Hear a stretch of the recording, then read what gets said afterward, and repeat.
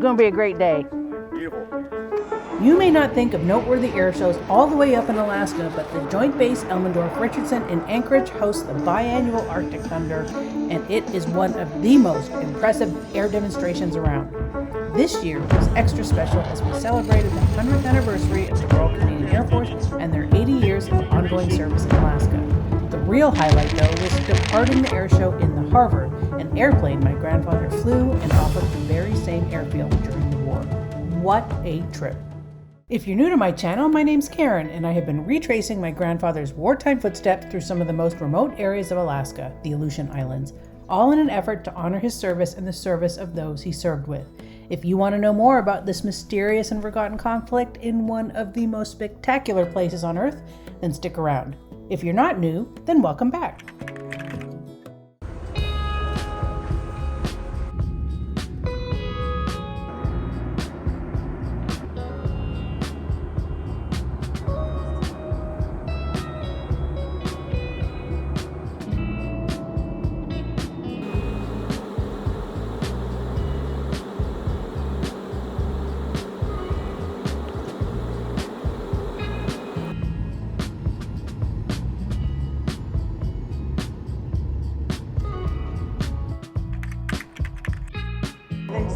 Everything's good.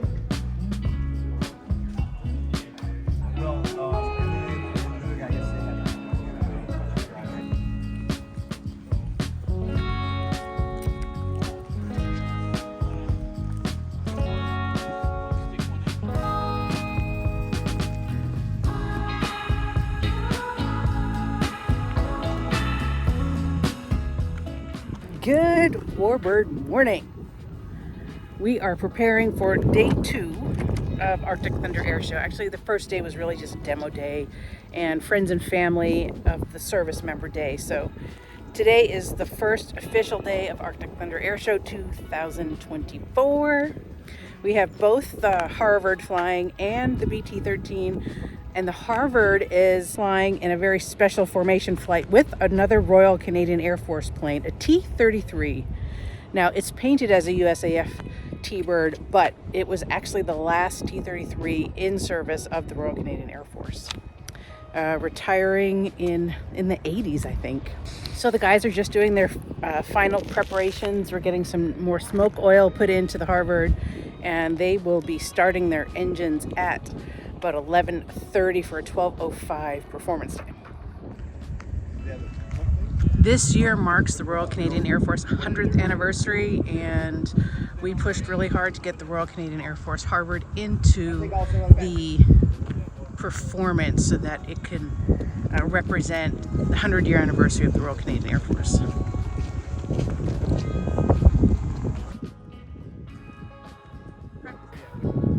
So I'm part of the Commemorative Air Force. The Commemorative Air Force Colonel Hunt Alaska Wing is based out of Merrill Field in Anchorage, and they have a Canadian Harvard.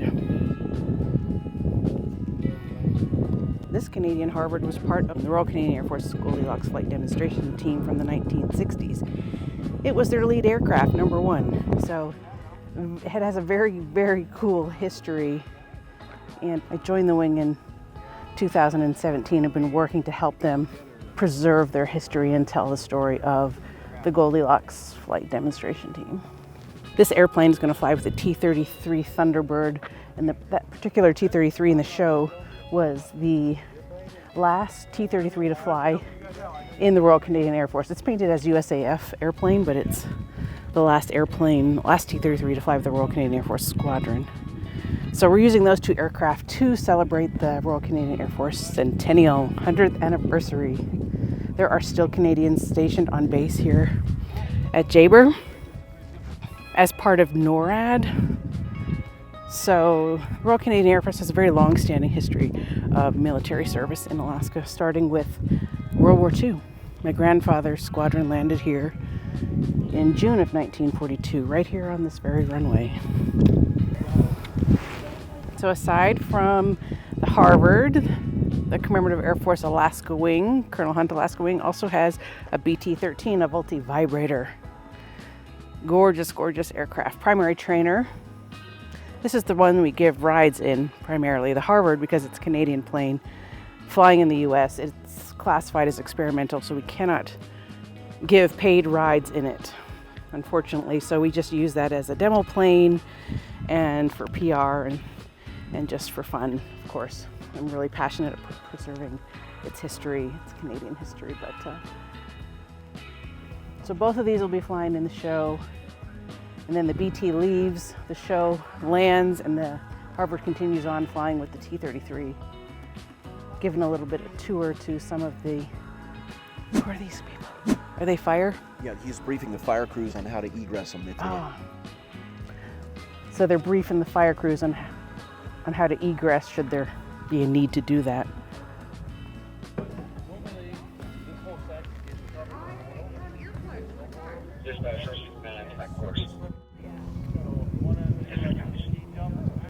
Okay. So airplanes are pre-flighted. Tom's giving the egress briefing to the fire crews. We're mounting the GoPro today. Try to get that on video. Should be a great day.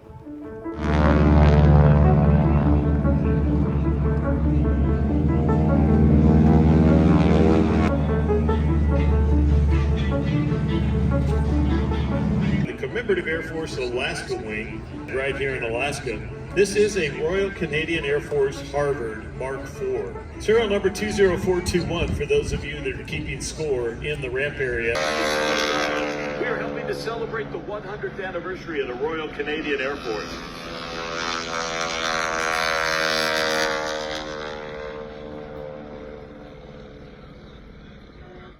The air shows in Alaska alternate between Arctic Lightning at Eielson Air Force Base in Fairbanks and this one, Arctic Thunder, at Elmendorf here in Anchorage. We typically try to make it to the Fairbanks show, but weather determines if we make it or not. Because the Warbirds only fly VFR, there have been many years that we've been weathered out of the Eielson Air Force Base air show. The route between here and there requires us to fly through Windy Pass following the highway, and it's notorious for being tricky. Fairbanks has some very cool war history over there. It's actually the location of the cold weather test facility that first opened up in 1941. And if you want to learn more about B-29s that flew out of that facility, then look for the video at the end of this one.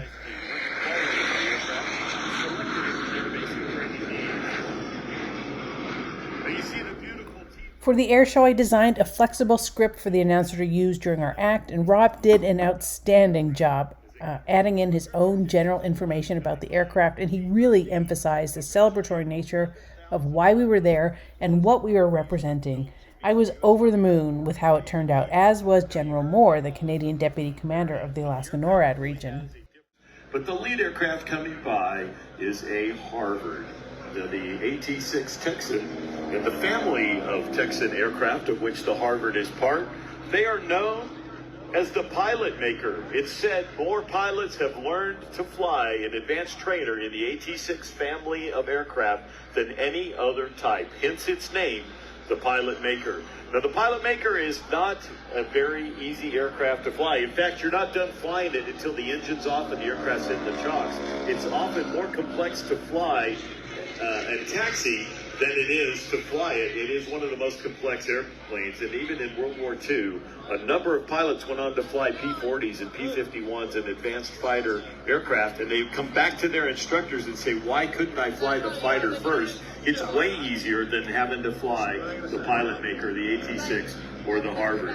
Now, the Royal Canadian Air Force Harvard Mark IV was built by the Canadian Car and Foundry Company and put into service in 1952 by the Royal Canadian Air Force.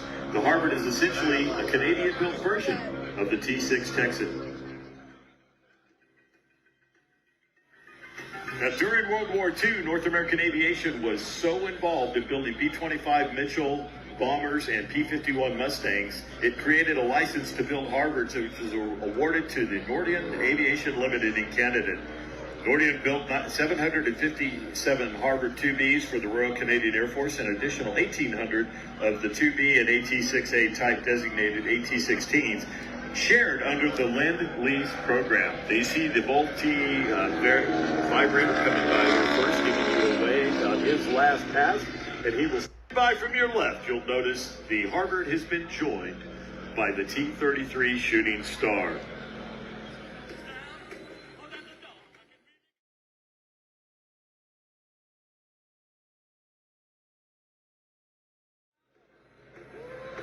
These two aircraft are flying in formation because this year the Royal Canadian Air Force is celebrating its 100th anniversary, and as we celebrate this milestone with our comrades, we want to recognize their long-standing service in Alaska alongside the United States Air Force, beginning in World War II when a Canadian fighter squadron first put its wheels down right here on this very runway in June of 1942 to support the defense of Alaska against an impending Japanese attack. The Royal Canadian Air Force, along with Canadian Army and Naval personnel, supported Alaskan defenses and the freeing of Alaska territory from foreign occupation. After World War II, Canadian forces continued to support Alaska's defense through Cold War exercises, and with the establishment of a permanent Canadian detachment in 1982. Today, the Royal Canadian Air Force and U.S. Air Force aircraft continue to support operations, training, and search and rescue in Alaska through our remarkable binational command, NORAD. Canadian and U.S. personnel stand watch together 24 hours a day and provide integrated aerospace defense and warning and maritime warning both for Alaska and in defense of our two great nations. As the two aircraft circle to your left with smoke on, ladies and gentlemen, please join us as we wish our brothers and sisters in arms a happy 100th anniversary. Ladies and gentlemen, this pass from the left, a tribute to our Royal Canadian Air Force brothers and sisters on their 100th birthday.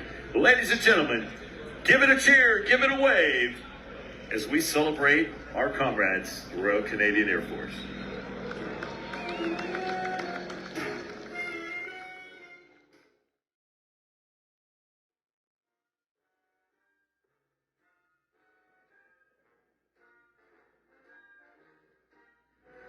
Now, the pilot in today's Harvard is Rob Cricket Ritter, retired from the United States Air Force in 2010 with over 3,200 hours in the F-15C Eagle. He now instructs F-22 simulators and is a first officer on the 737 for Alaska Airlines. He's been flying Warbirds for 17 years with the Alaska wing of the Commemorative Air Force. Now, the wing also has a T-6, North American Aviation T-6 on display here at Show Center in the static area. That aircraft is owned privately by a group of local Alaskan pilots who are part of the Commemorative Air Force, Colonel Hunt Alaska Wing, and are based out of the Wings of Freedom hangar at Merrill Field. The pilot in our BT-13, who is circling off just to the left of Show Center as he makes his way back now to land, is former Army Technical Inspector Tom Sharkey, who now captains the 737 with Alaska Airlines. Along with being a pilot for the last 15 years, he also has the responsibility of making sure these old Warbirds are in their best flying shape as the Commemorative Air Force Alaska Wing's maintenance officer. So, ladies and gentlemen, yet again, as we continue to honor our partners and comrade in arms in the Royal Canadian Air Force, from the right, here's another great opportunity to capture this Harvard aircraft, followed by the T-33 from Ace Maker Airshows. Now, this T-33, while painted in the colors of the United States Air Force as a T-33, that very airframe actually served in the Royal Canadian Air Force, and in fact, it was the last T-33 to serve as we celebrate this 100th anniversary of the Royal Canadian Air Force.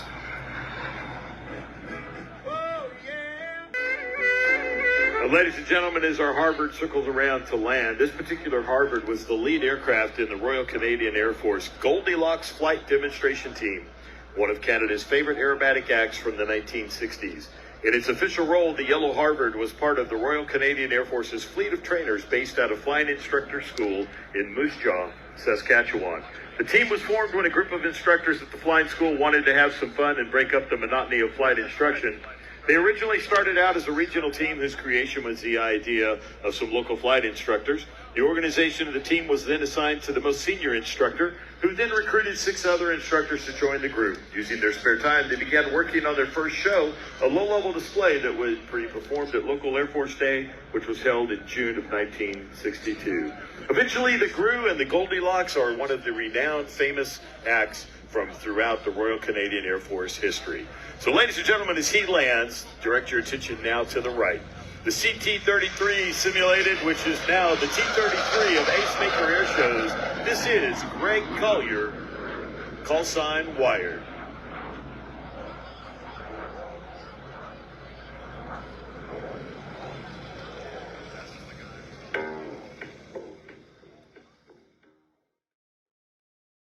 Even as I write this today, I feel overwhelmed with emotion. I have always said that the history work I do is through me, but for them. And it was such an honor to be able to, through the airplanes and the narrative, recognize the Canadians that have served in Alaska for the last 8 decades, dating all the way back until the days of my grandfather's squadron when they first put their wheels down on this runway in 1942.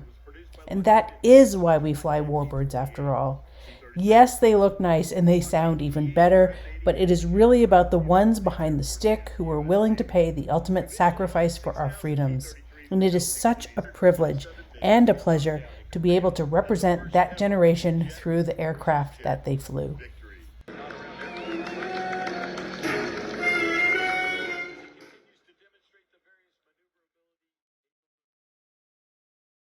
Hi to my grandkids.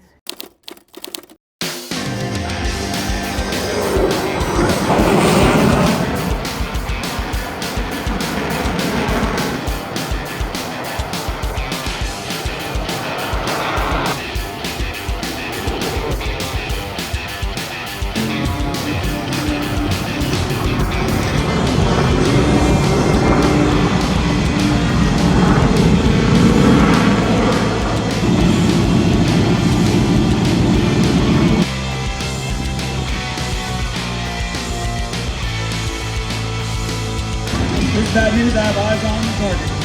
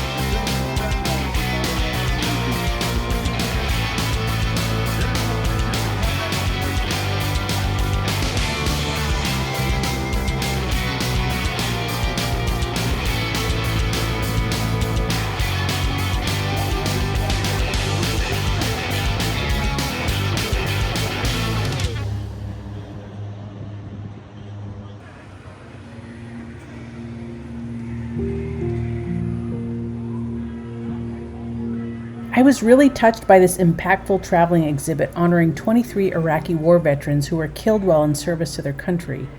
This might be one of the most impressive tributes that I have seen. It was like they were looking at you right in the heart, reminding us all that ultimately war is about people. And it is our young citizens and their families who lose the most when the country decides to enter a conflict. I will leave a link to their website in the description box. I highly, highly, highly recommend that you either host this exhibit or you go and see it for yourself.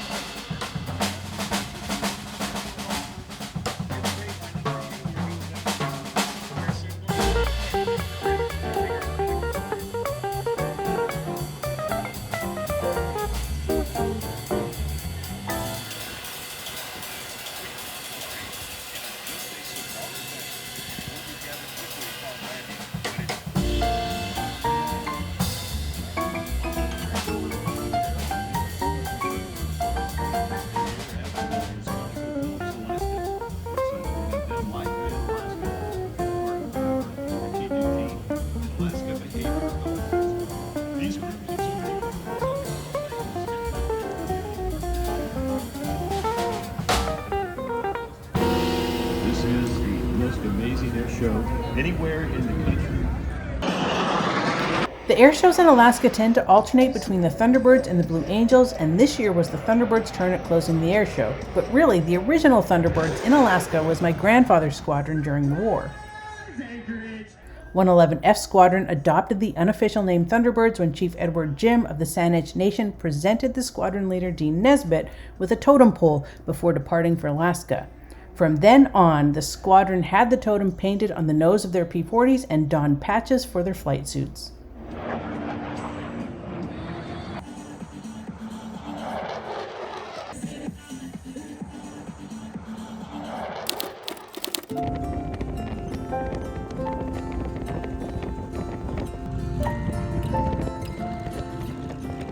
It was such an incredible weekend, and flying out of the same airfield as my papa in a Canadian Harbord, a plane that he flew off of this very runway 82 years earlier while in defense of our two great nations, was just icing on the cake. And it reminds me of why I do all of this crazy stuff in order to tell the story of those who served in Alaska during the war.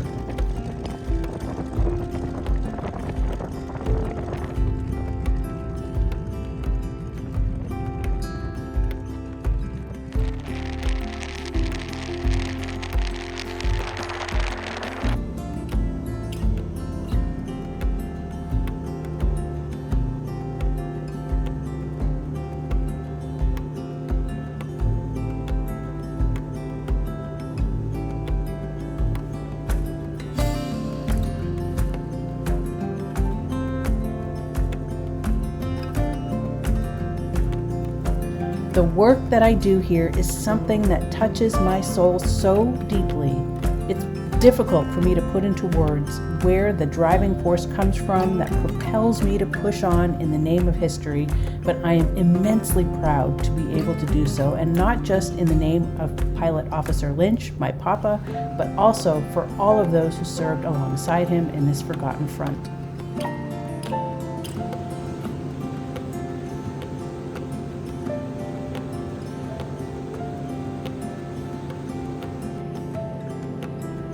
If you like this video, please give it a thumbs up and consider subscribing. This helps me to continue my history preservation efforts. And if you want to ride in the BT-13, do it. You won't regret it. I will leave a link in the description box below. We are located at Wings of Freedom Hangar in Merrill Field in downtown Anchorage. See you next week.